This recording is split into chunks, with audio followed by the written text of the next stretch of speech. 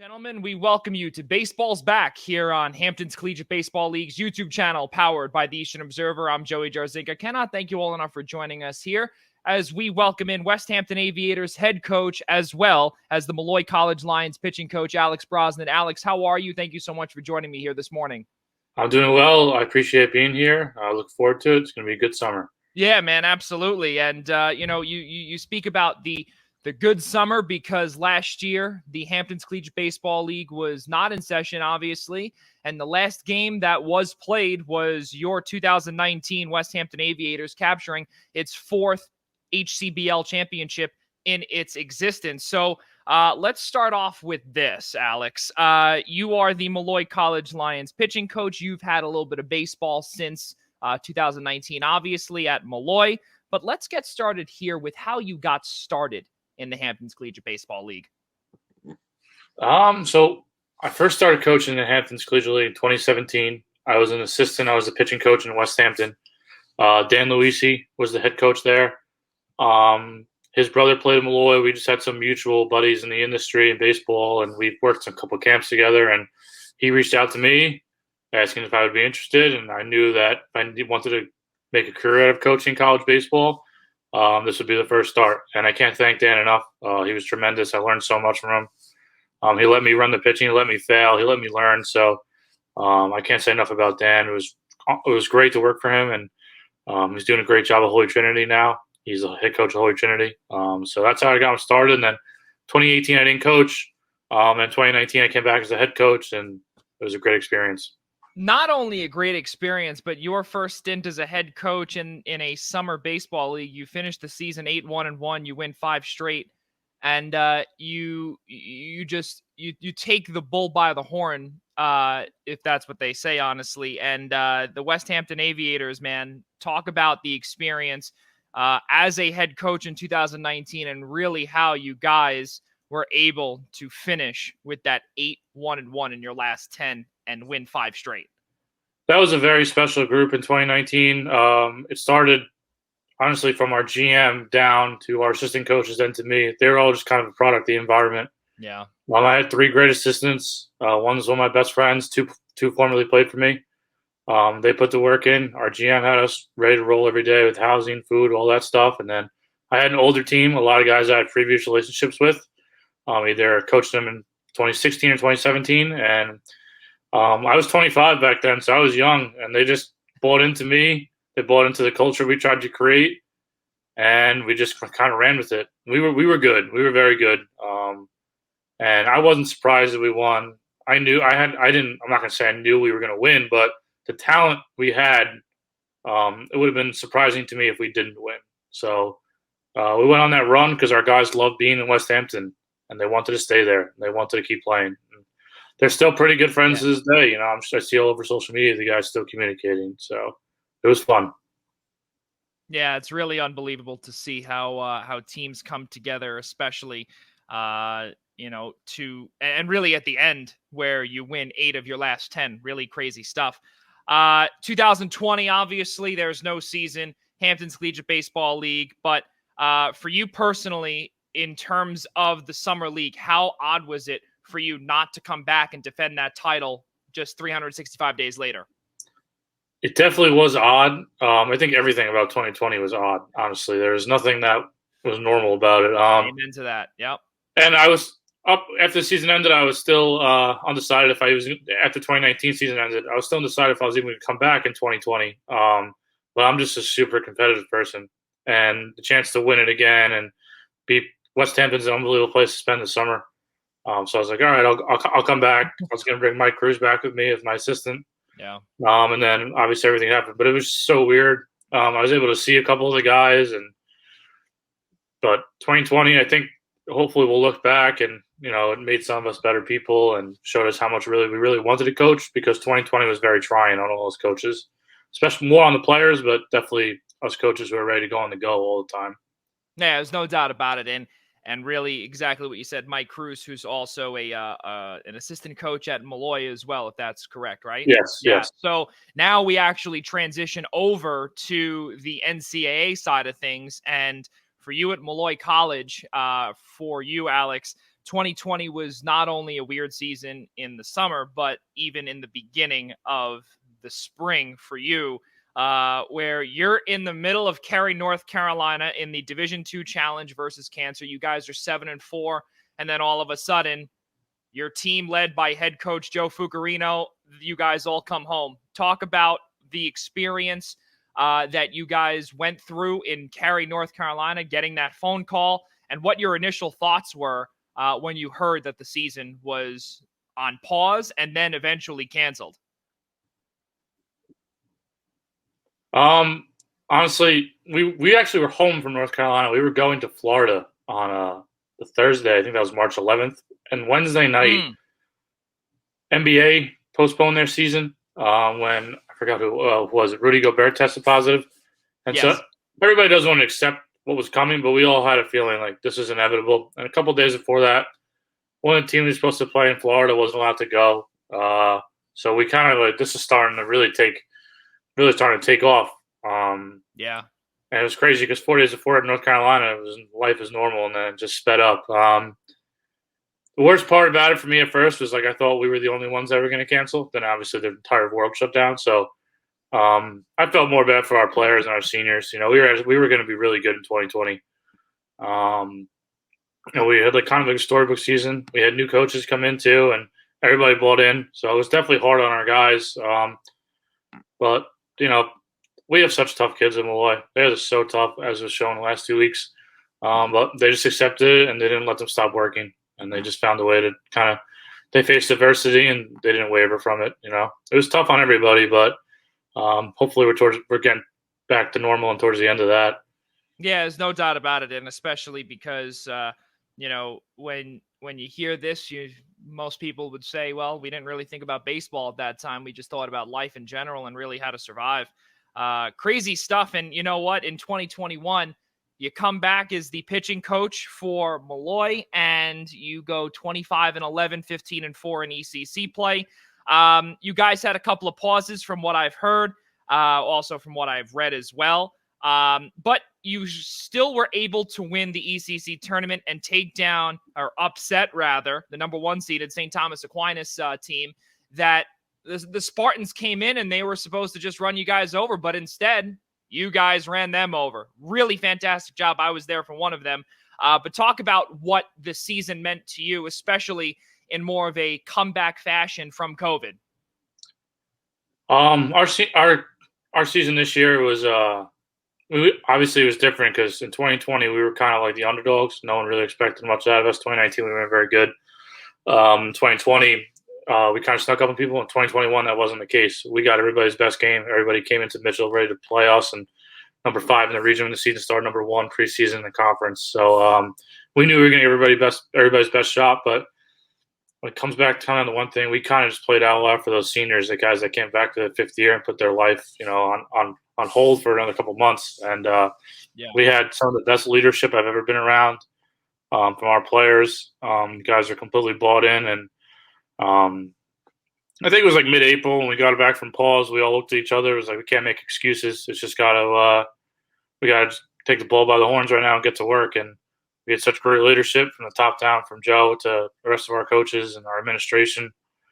And we had guys that were just so hungry, guys that had lost in the conference championship twice. And once you get to that conference finals at your place again, I didn't think there was any shot in the world we were losing. We had 2 dynamite pitchers who went out there all the time, and those 2 at home, it would have been really, really tough for anybody to come in there and beat us. And not only that, too, let's not forget, too, for those Malloy fans that are taking a peek at their pitching coach, the number 1 seeded St. Thomas Aquinas Spartans were supposed to be playing at their park at Palisade Credit Union Park, where the New York Boulders play. But because of a scheduling conflict, Malloy was able to host it, if you will. Not the, exact host. They stayed in their respective dugouts, but they were considered the number 2 seeded team anyway in the tournament. But we're still able to take down the Spartans anyway in 2 games, both Friday and Saturday. Then you guys went up to New Hampshire last week to the Eastern Regional. Phenomenal stuff. You guys took down Franklin Pierce, Goldie Beacom, and won a game against Southern New Hampshire at the Eastern Regional.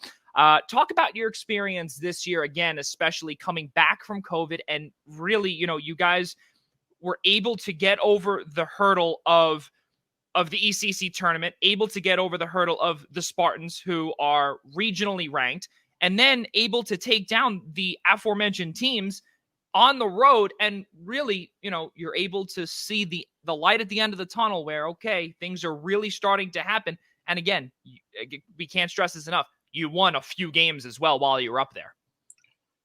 Yeah, I think this regional was different than years past. I think we didn't look at it as with house money. People kept saying, I knew we had a shot to compete. Very good teams, very well-coached baseball teams. And it comes back to the thing when Tim and Charlie were on the mound, I didn't think there was anybody in the region that could beat us. And the two of them in the regional were 3-0. And so we knew our offense was going to hit, and we play phenomenal defense. So we might have snuck up on some people, but the coaching staff and the players knew we had a real shot to make some noise up there, and we did. Yeah. And once again, it comes down to the toughness of our kids. I mean, we stayed in 2 different states. We stayed in 3 different hotels. We were driving hours to the games. We had rain delays, rainouts. It was Memorial Day weekend. It was 38 degrees at one point. So everything that possibly could have went wrong in terms of weather and stuff out of our control. It didn't phase our guys. They just came ready to work every day. And our seniors, kept saying is to get one more day with the boys. And that was it. They just wanted to keep playing with these guys because that's how close they were. And we lost to a great team in Southern New Hampshire, well-coached team, a bunch of very good baseball players. So there's really nothing we could say about that. We left it all on the field. We have no regrets. We made some gambles and decisions, and guys who played and guys who performed that were ready for the big stage. So it just makes us very, very hungry for next year. Our guys are ready to go. It's all we've talked about for the next year. If anything, we had a great season. Not to take anything away from them, but there's one place we want to end up next year, and that's no surprise to anybody else where that will be. Yeah. Third in team ERA for 4.62 ERA in the East Coast Conference. You guys had the second most strikeouts in the conference, 310 strikeouts in 36 games played, which was obviously the most in the East Coast Conference. Coach, let's keep moving on here, heading into the summer and into the Hamptons Collegiate Baseball League. For this, and especially now that it is the summer, a lot of the precautions have been relaxed here in the state of New York, but the big thing here is that now we head into the summer. What from Malloy, or from what this year or this college year rather, of pauses and adjustments, etc., have you learned that you can take heading into this Hamptons League season? I think the biggest thing I would say is that you just have to enjoy every day, because it could change in 24 hours. You can get home one day and there could be a positive test, or there could be another team who is positive, and then maybe you're not shut down, but your schedule's interrupted for a couple of days. So I think it would just be prepared for anything at any time and be able to adapt schedules. And every day you get on the baseball field, it's a good day. That's how it's got to be. That's the one time you really don't have to worry about everything else. You just kind of let it be.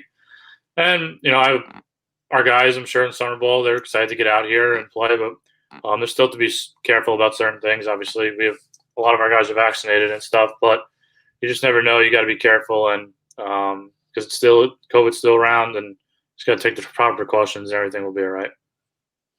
So this year there's 6 teams as opposed to 7. The Shelter Island Bucks will not be competing due to lack of housing.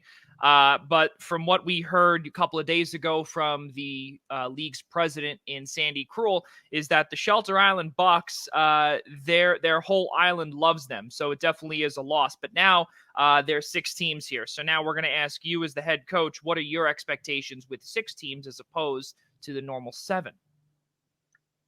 Our expectations are always the same in Westhampton. We're going to create a culture that emphasizes relationships. We're going to create a culture that emphasizes family. That stuff takes care of business, then the winning will follow. It's simple. If you can get your players to buy in and enjoy it, we'll win. I think on paper we have a very talented team, a very experienced group of guys who've had a lot of success at their respective schools. The biggest thing I tell them is, aside from the Cape, I don't think there's a better place to spend a summer than Westhampton. So spend as much time as you can here, buy in. And the biggest thing with Coach Luisi always used to tell me, I say this to my guys every year, I said it to our guys in Malloy, one of the most difficult things in college baseball to do is to win a championship at any level, in any summer league, any conference. And with 6 teams, the opportunity is right ahead of us. So I think we're going to try to take that by the horns. We're going to get off to a good start, hopefully play fast baseball, play exciting baseball, and hopefully at the end of June, July, it culminates with the championship. If we did what we did in 2019, we'll be successful, and that's all that matters. You had a player on your team by the name of Daniel Franchi, who went from player to assistant coach this year. Talk about the differences that you expect from a player who was on your squad to win a championship as a player and now looking to be right aside you as a coach and lead this team in attempting to defend your title from 2 years ago. I can't say enough about Daniel as a player, and then now transitioning to the coaching side. Hopefully, there still is some baseball left for him. Hopefully, he gets a chance to play some professional baseball. If that happens, then I'd be more than happy to let him leave Westhampton and go pursue his dreams. I know he's still trying to play and get drafted. It's so funny. A little backstory about Daniel. Last summer with the shutdown, I coached a team in a blue chip league. We had Jason Cools on the team. Jason Cools won the MVP in 2019 over Daniel. And Yes. every day I went up to Jason Cools in the summer and said, Daniel was the MVP of the Hamptons. It was so funny because like the two of them became good buddies, and that just speaks to the character of Jason too. Unbelievable player, unbelievable kid. But Daniel, to me, he made my job so easy. I was a 25-year-old. He was going to his 5th-year senior. Already played here in 2016, won a championship in 2016 with Coach Luisi. And then he's back in 2019 and wins again. And he just took such a leadership role. He was batted leadoff for us every day, broke a bunch of records, played the game hard. He made an unbelievable play in the championship game, basically save us, get us out of an inning. Had a great year at Binghamton. And the big thing I just preached to him over the last couple of weeks talking to him is that he just needs to be himself. He doesn't need to be anybody else. He needs to be the kind of player he was, be the leader he was, and he'll be a very successful coach. I coach his brother at Malloy now too, David, so I'm very familiar with their family. They have a tremendous family, mom, dad. Very athletic family, work hard, good character instilled in all of them. And then it's good for him because James Messina, my other assistant, just finished playing in Malloy. Yeah. So they can basically just kind of go on this journey together. And I'll let them kind of have what Coach Luisi did for me. They're the same age when I started.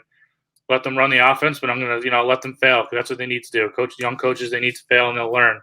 And so just understand that it's going to be their blueprint on the offense, and I'll give them all the say in the world on what they want to do. It's the only way they're going to grow. So I love those guys as players, and hopefully it's the start of a good coaching career for them.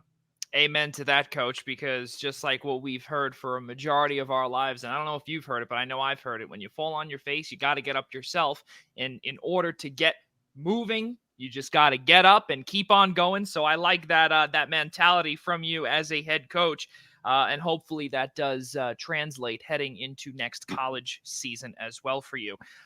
You had just a couple of years ago, a couple of players by the names of Reed Burke, Kyle Johnson, a couple others. They will be returning to your squad this year. Talk about the returnees that really are a positive for you, because a majority of the team, looking at the 2019 roster to this year in 720 days, is completely different. Yeah. So talk about what the returnees mean to you. Returners, to me, it's very, very crucial to your success if you have returnees, just because they know how I operate. They know how the league operates. They know what they're getting themselves into. Just the little things like setting up the field before the game. They have the complete understanding of that. That trickles down to everything we do. They know that when I say you got to be there at 2:45, I mean in the dugout at 2:45, and they can not walk in at 2:45. I have a good relationship with all three of them, Logan, Reed, and KJ. All are very good baseball players in their own right, and they know their roles already too. Logan knows he's going to be the closer. KJ knows he'll be in the rotation. Reed knows he'll be that swing guy and bullpen, but if I need a fifth starter, he'll be that guy. So I really enjoy those guys. I'm very happy they're back. Reed and Logan from Florida, they love coming up here for the summer. And KJ had a tremendous year at Stony Brook. Transitioning from the closer then and to hopefully a starting role here, and then hopefully he's be as successful as he was this year next year at Stony Brook. So I've been talking to those guys a bunch, and they know that they need to be the leaders in the field, almost like Daniel was. And in 2019, we had Cheney Dodge, who was with me in 2017, and Eric Callahan with me in 2017. And they were both older guys, and they took on that leadership role. So now it's transitioned down from them when they're the younger guys to now being the leaders in 2021. Amazing stuff, because obviously, as you brought up, it is crucial to bring those returning players back. But then the cool thing also is that you have a few local players that we've highlighted here as well, in the NE10 and in cross town or cross county rival Adelphi. You've got a whole bunch. You've got guys that have been nominated for All-Americans, such as Matt Alifano, Kyle Olson, who had a broken hand earlier in the year, who came back and finished their respective season on a tear. Tim Feliz, who really is another phenomenal outfielder, as well as a second teamer in the NE10, Nick Luke as well. So you've got a whole bunch of guys, and this is only Division II, but the crazy part is that you're able to coach guys from the JUCO level all the way up to Division I in this collegiate summer league. But for you, Coach, how weird is it to see or not even weird to see, but how difficult or even different is it to be able to coach guys from all different levels on the same playing surface and seeing all of their capabilities come to fruition on one diamond? I think that's the most rewarding part of the entire summer journey.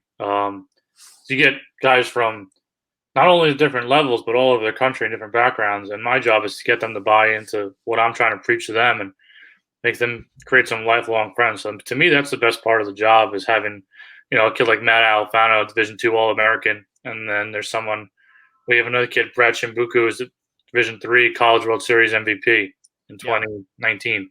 And then kids from all over the country too. So getting them to buy in and just enjoy exactly what we're saying. And those four guys from Adelphi, I've known Nick Luke since he was 15 years old. We're from the same town. Those are very talented baseball players. They're well coached. Coach Bill INCL did a great job with them this year. And they've played a lot of baseball. That's really important in the summer ball. The guys that play a lot are usually the guys that are most successful. So Nick knows he's going to be my number 2 starter this year. I've already talked to him about that. Those guys are ready to go, and they had a very, very successful year, so we're hoping to keep that rolling. We only got to play Adelphi once this year. We didn't get to see Nick. Matt was hurt that game too, and so was Kyle. So we all saw Tim, but he had a good game against us. But they're going to be some of my main guys, so I'm excited to get working with them, and hopefully it just rolls onto the season they had and keeps it going into June and July. Yeah, really cool stuff to see that, and to see what Malloy was able to do against the Delphi early on in the season, prior to head coach or interim head coach Bill Ianciello taking over when Dom Scala was the head coach at the time. Let's finish up with these pair of questions here for you, or actually the last one for you would be your message to your team heading into Tuesday's contest as we get set for a 30-game season, because we can't wait to see what this will be, and we hope that all the players do view at least this last part of what your message will be to your ball club. The one thing I'll preach to them all the time is biggest thing is that we're here for a reason in summer ball, and we're gonna get better, we're gonna have fun, and we're gonna win, but we're gonna do it the right way. It's the biggest thing. Get our guys to buy in, have them enjoy it. And all the other stuff like the wins and losses will take care of themselves. If they're enjoying it, they're making relationships and loving their time out here, all the wins will come. And we're just going to have a good time. We're going to do it the right way, but we're going to have a good time. We're going to win. That's for sure. Head coach Alex Brosnan of the Westhampton Aviators. They will be taking on the South Shore Clippers on Tuesday, June 15th, beginning at 5 p.m. That is the league's opening day. There are 2 other games as well. The Breakers visiting the Tomcats, led by head coach Bill Ianciello. Ospreys and the Whalers as well in Sag Harbor. I will be on the call for this contest against the defending champ Aviators, so it should be a lot of fun meeting you, coach, in person, as well as on the call for your debut, or 2021 debut, if you will. So thanks so much for coming on here, Coach. I really appreciate it. And we'll see you on Tuesday. I appreciate it. I had a great time. So looking forward to Tuesday. Absolutely. Ladies and gentlemen, we do appreciate you joining us here on the Hamptons Collegiate Baseball League YouTube channel, powered by the Eastern Observer. For head coach Alex Brosnan of the Westhampton Aviators, I'm Joey Jarzynka, and we will see you on Tuesday night.